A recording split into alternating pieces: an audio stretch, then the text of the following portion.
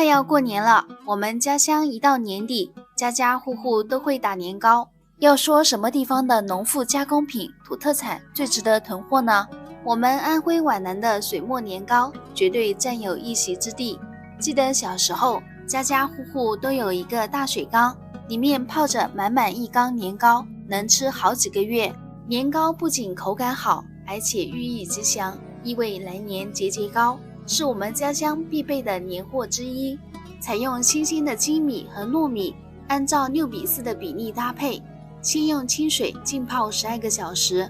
精米和糯米搭配，做出来的年糕会更加的香糯绵软、Q 弹有嚼劲。泡好的糯米清洗干净，捞出沥干水分，再用搅拌机打成细细的米粉，装入木质饭蒸中，这样蒸出来的米粉松散有嚼劲。然后把蒸熟的米粉加入少许的清水搅打成泥，然后挤压成长条状，再切成大小均匀的长段，然后均匀地铺在簸箕中，放在通风阴凉处冷却晾干就可以了。这样做出来的年糕米香浓郁，软糯 Q 弹，可以当主食，也可以炒菜炖火锅。